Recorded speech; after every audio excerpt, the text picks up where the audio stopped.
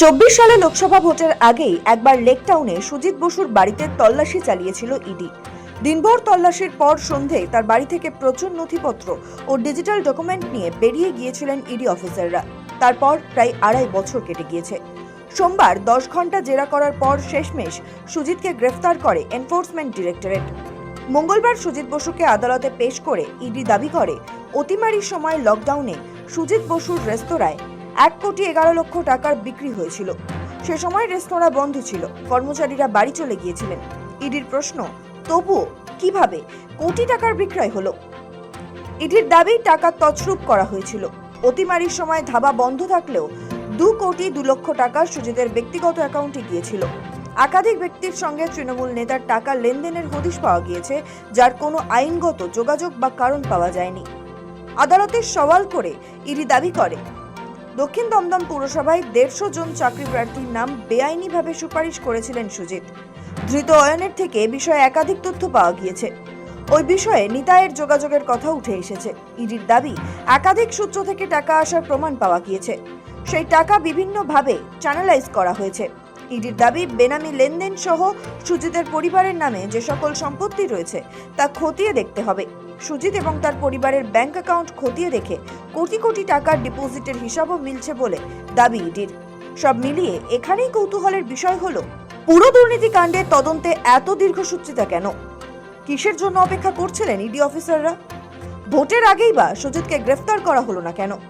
ED সূত্র বলছে, ভোটের আগে জেরার জন্য সুজিতকে বারংবার ডাকা হলেও কৌশলগত কারণে সংযত ছিল তদন্ত এজেন্সি।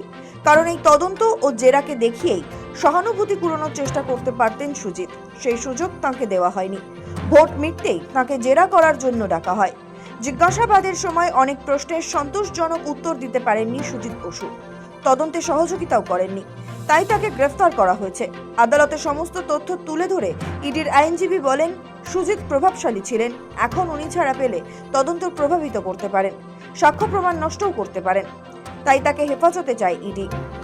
যদিও আদালতে প্রাক্তন মন্ত্রীর আইনজীবী প্রশ্ন তোলেন যে নথির উপর ভিত্তি করে সুজিতকে গ্রেফতার করা হয়েছে তা 2022, 23, 24 সালের মধ্যে পাওয়া গিয়েছে। তাহলে 2026 সালের মে মাসে এসে কেন গ্রেফতারি? তার দাবি, এই গ্রেফতারির নেপথ্যে লুকিয়ে অন্য কারণ। নিয়োগ দুর্নীতি মামলায় সিবিআই যে চার্জশিট দিয়েছে তাতে সুজিত বসুর নাম নেই। তদন্তের এই পর্যায়ে ইডির যে আইনগত ক্ষমতা রয়েছে তাতে শুধু জিজ্ঞাসাবাদের জন্য ইডি গ্রেফতার করে হেফাজতে নিতে পারে কিনা তা নিয়েও সওয়াল করেন সুজিতের আইনজীবী।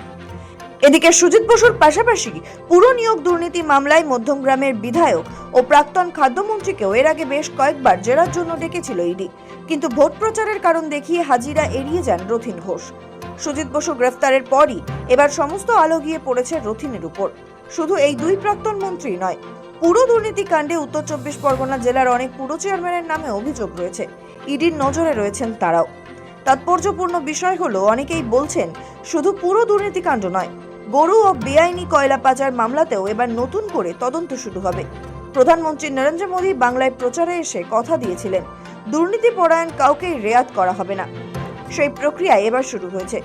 বিজেপি যে বাংলায় দুর্নীতি বন্ধ করতে বদ্ধপরিকর, সেই বার্তাটাই শুভেন্দু অধিকারীর সরকার স্পষ্ট করে দিতে চায়, যাতে প্রথম দিন থেকেই সরকারের উপর মানুষের আস্থা তৈরি হয়। সৌভিক সান্যালের রিপোর্ট, সময় কলকাতা।